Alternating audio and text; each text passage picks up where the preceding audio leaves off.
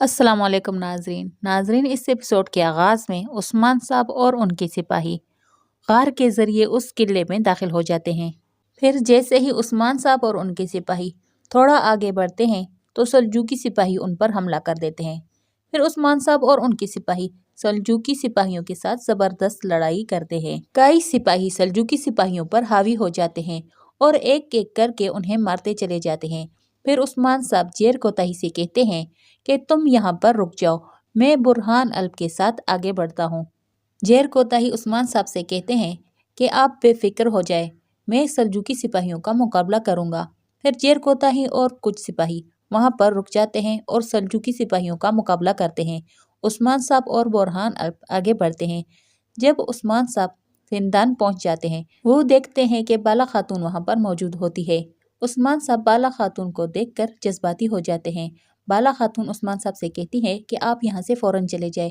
بالا خاتون کی یہ کہنے کی دیر ہوتی ہے کہ اسمیان سلطانہ بالا خاتون کے گردن پر اپنا خنجر رکھ دیتی ہے اور عثمان صاحب کو خوش آمدید کہتی ہے۔ عثمان صاحب کہتے ہیں کہ بالا خاتون کو نقصان پہنچانے کی غلطی بھی مت کرنا، میں بہت جلد تمہیں اور تمہارے سپاہیوں کو قتل کرنے والا ہوں۔ بالا خاتون مسلسل عثمان صاحب کو وہاں سے جانے کا کہتی ہے، لیکن عثمان صاحب بالا کی نہیں سن رہے ہوتے اور اسمیان سلطانہ کو دھمکا رہے ہوتے ہیں کہ اتنے میں پیچھے سے آواز آتی ہے کہ جب عثمان صاحب پیچھے دیکھتے ہیں تو اولوف نے شیخ ادابالی کے گردن پر اپنی خنجر رکھی ہوتی ہے اور عثمان صاحب سے کہتے ہیں کہ اب مورا میرے ہاتھ میں ہے، تم اس وقت کچھ بھی نہیں کر سکتے، تم ایک بے بس انسان ہو۔ یہ دیکھ کر عثمان صاحب کو نہایت ہی غصہ آتا ہے، وہ اپنے غصے پر قابو نہیں پا رہے ہوتے۔ وہ اولوف سے کہتے ہیں کہ تم مرو گے اور میں تمہیں ایسے ماروں گا کہ تم تمام ظالموں کے لیے عبرت کا نشان بن جاؤ گے۔ عثمان صاحب سے یہ برداشت نہیں ہو رہا ہوتا کہ انہوں نے عثمان صاحب کی عزیز ترین شخصیت شیخ ادابالی کے گردن پر خنجر رکھی ہوتی ہے اور دوسری جانب ان کی خاتون یعنی بالا خاتون کے گردن پر خنجر رکھی ہوتی ہے۔ وہ ان دونوں شخصیات کو ایسی بے بسی کی حالت میں نہیں دیکھ پا رہے ہوتے، اس لیے عثمان صاحب خود پر قابو نہیں پا رہے ہوتے کہ پیچھے سے اسمیان سلطانہ آواز لگاتی ہے کہ عثمان، تم کیا سمجھ رہے تھے کہ تم سب کچھ کرتے چلے جاؤ گے اور تمہارا حساب نہیں لیا جائے گا؟ دیکھو آج تمہاری بیوی اور شیخ ادابالی میرے قبضے میں ہے۔ عثمان صاحب اس کی جانب لپکتے ہوئے کہتے ہیں کہ خبردار، اگر تم نے بالا خاتون کو ذرا بھی نقصان پہنچانے کی کوشش کی تو تمہارا انجام بہت برا ہوگا۔ اسمیان سلطانہ کہتی ہے کہ میں نے تو پہلے ہی تم سے کہا تھا کہ سلطان مسعود کو میرے حوالے کر دو اور اس کے بدلے میں شیخ ادابالی اور بالا خاتون کو حاصل کر لو۔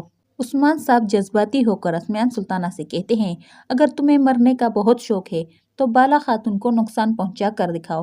اور بالا خاتون عثمان صاحب سے کہتی ہے، آپ یہاں سے چلے جائیں، آپ کا یہاں پر رکنا بالکل اچھا نہیں۔ اسمیان سلطانہ کہتی ہے کہ سلطان مسعود کو میرے حوالے کر دو اور بالا خاتون اور شیخ ادابالی کو اپنے ساتھ لے جاؤ۔ عثمان صاحب بے بسی کی حالت میں زندان کا دروازہ ہلا رہے ہوتے ہیں۔ بالا خاتون کہتی ہے، عثمان صاحب آپ کا مقصد بہت بڑا ہے، آپ کا خواب ہمارا خواب، ہمارے سلطنت کا خواب، آپ یہاں سے چلے جائیں۔ لیکن عثمان صاحب کہتے ہیں، میں تمہیں اپنے ساتھ لے کر جاؤں گا، میں ایسے نہیں جاؤں گا۔ اتنے میں پیچھے سے شیخ ادابالی کی آواز آتی ہے تو عثمان صاحب بڑی بے بسی کی حالت میں ان کی جانب لپکتے ہیں۔ شیخ ادابالی عثمان صاحب سے کہتے ہیں، فکر کرنے کی کوئی بات نہیں، آپ نے جو خواب دیکھا ہے اس کے لیے اگر راستے کتنے بھی مشکل ہو، ہم ان پہ آپ کے ساتھ چلنے کے لیے تیار ہے۔ آپ نے لوگوں کو جو امید دلائی ہے اس کی خاطر آپ یہاں سے چلے جائیں۔ تورحان الب اور برہان عثمان صاحب کو سمجھا رہے ہوتے ہیں کہ آپ کو خدا کا واسطہ آپ یہاں سے چلے جائیں، ہم دوبارہ یہاں آئیں گے، لیکن اس وقت آپ یہاں سے چلے جائیں۔ پھر عثمان صاحب وہاں پر موجود سب لوگوں سے کہتے ہیں کہ میں دوبارہ یہاں پر ضرور آؤں گا اور بالا خاتون اور شیخ ادابالی کو اپنے ساتھ لے کر جاؤں گا۔ پھر عثمان صاحب اور برہان الب اور تورحان وہاں سے روانہ ہو جاتے ہیں۔ دوسری جانب غدار بائندر اور اس کا بے غیرت ساتھی حسین ایک کمرے میں موجود ہوتے ہیں۔ بائندر کا ساتھی کمرے میں ادھر ادھر کچھ ڈھونڈ رہا ہوتا ہے۔ بائندر اسے کہتا ہے کہ تم عورتوں کی طرح ادھر ادھر کیا ڈھونڈ رہے ہو؟ حسین بتاتا ہے کہ میں دیکھ رہا ہوں کہ یہاں پر ہمارے لیے خطرے کی کوئی بات تو نہیں، کہیں یہاں پر کوئی غار تو موجود نہیں؟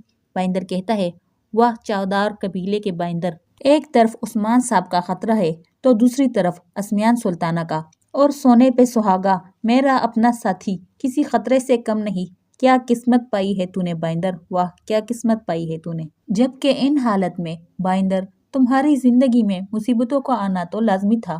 پھر وہ اپنے اس غدار ساتھی کو ٹوک کر کہتا ہے اگر اس قلعے میں کوئی غار موجود ہے تو کیا وہ واقعی ہمارے کمرے میں ہی موجود ہوگا؟ بائندر حسین پر غصہ کرتے ہوئے کہتا ہے کیا تمہاری عقل گھاس چرنے کے لیے گئی ہوئی ہے؟ جیسے ہی بائندر اس کمرے سے نکلتا ہے تو اسی دوران فریق اس کمرے میں داخل ہوتی ہے اور کہتی ہے بائندر مجھے بتاؤ کیا تم والدہ سلطانہ کے زیادہ وفادار ہو یا پھر اس سونے کے جو تم نے جمع کیا ہوا ہے؟ بائندر کہتا ہے یہ کیسا سوال ہے، میں تمہارے کسی بھی ایسے سوال کا جواب نہیں دینا چاہتا۔ پھر جیسے ہی آگے بڑھنے کی کوشش کرتا ہے تو فریق اپنا خنجر اس کے گردن پر رکھ کر کہتی ہے تمہیں کیا لگتا ہے کہ تم نے اولوف سے جو سونا چرایا ہے اور جو سونا تمہیں معاوضے کے طور پر ملا ہے اس کا علم سلطانہ کو نہیں ہے؟ بائندر کہتا ہے جو سونا میں نے اکٹھا کیا ہے وہ میرے خون پسینے کی کمائی ہے، اور جہاں تک معاملہ سلطانہ کا ہے میری نظر میں سلطانہ کی بہت ہی زیادہ عزت ہے، یہ دونوں معاملے ایک دوسرے سے الگ ہے۔ فریق کہتی ہے کوئی چیز الگ تھلگ نہیں ہے، والدہ سلطانہ جاننا چاہتی ہے کہ کیا تمہیں سونا زیادہ عزیز ہے یا والدہ سلطانہ؟ پھر فریق کہتی ہے ہاں ایک بات یاد رکھنا، اگر تم نے سونے کا انتخاب کیا تو دیکھ لینا تم والدہ کے نظر میں آ جاؤ گے، اور والدہ کی نظر میں جو شخص آ جاتا ہے والدہ اسے قتل کر دیتی ہے۔ بائندر کہتا ہے تم آخر چاہتی کیا ہو یہ تم خود ہی بتا دو۔ فریق کہتی ہے میں کچھ نہیں چاہتی، والدہ چاہتی ہے، والدہ چاہتی ہے کہ تم اپنی وفاداری کا ثبوت دو۔ بائندر کہتا ہے کیا میں نے اپنی وفاداری کا ثبوت نہیں دیا؟ کیا میں نے عثمان صاحب کے لیے جال نہیں بنا؟ کیا میں نے کونیا میں عثمان صاحب کے خلاف منگولوں کا ساتھ نہیں دیا؟ کیا یہ میری وفاداری کا ثبوت نہیں ہے؟ فریق کہتی ہے والدہ سلطانہ چاہتی ہے تم نے جتنا بھی سونا اکٹھا کیا ہے اسے والدہ سلطانہ کے سامنے پیش کر دیا جائے، یہی ایک ذریعہ ہے جس سے تم والدہ کو اپنی وفاداری کا ثبوت دے سکتے ہو۔ بائندر کہتا ہے اگر یہی بات ہے تو میرا تمام مال اور میری جان والدہ سلطانہ پر قربان۔ دوسری جانب جنگل کا منظر دکھایا جاتا ہے جہاں پر سلطان علاؤدین اپنے وزیر کے ساتھ سفر کر رہے ہوتے ہیں۔ وزیر سلطان علاؤدین سے کہتے ہیں کہ آپ نے بہت طویل سفر کیا ہے، آپ کو تھوڑا آرام کرنا چاہیے۔ سلطان علاؤدین کہتے ہیں مجھے کوئی آرام کرنے کی ضرورت نہیں، کیونکہ ترک گھوڑوں پر سفر کر کے کبھی نہیں تھکتے۔ آگے جو مسائل چل رہے ہیں اور جتنے غدار موجود ہیں مجھے جلد از جلد والدہ سلطانہ تک پہنچنا ضروری ہے۔ ابھی سلطان اور وزیر کی بات چیت جاری ہوتی ہے کہ سامنے سے ترگت صاحب، کوتان الپ اور باقی سپاہیوں کے ساتھ آ جاتے ہیں۔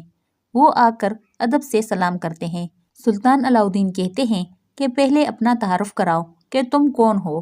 ترگت صاحب کہتے ہیں کہ میرے خیال میں آپ نے میرا نام پہلے سے ہی سن رکھا ہوگا، کیونکہ میں والدہ سلطانہ کے لیے کام کرتا ہوں۔ میرا نام ترگت صاحب ہے اور مجھے والدہ سلطانہ نے کہا ہے کہ میں سلطان علاؤدین کو سوغوت لے کر جاؤں۔ سلطان علاؤدین کہتے ہیں میں سوغوت کیوں جاؤں جبکہ میری والدہ مارماراجے قلعے میں موجود ہے؟ ترگت صاحب ثبوت کے طور پر ایک خط پکڑا کر دکھاتے ہیں کہ یہ والدہ سلطانہ کی طرف سے ثبوت کے طور پر خط ہے۔ اسی جگہ پر اس ایپیسوڈ کی اینڈ ہو جاتی ہے۔ آپ لوگوں سے گزارش ہے کہ ہمارے چینل کو سبسکرائب کریں اور ویڈیو کو لائک کریں۔ شکریہ۔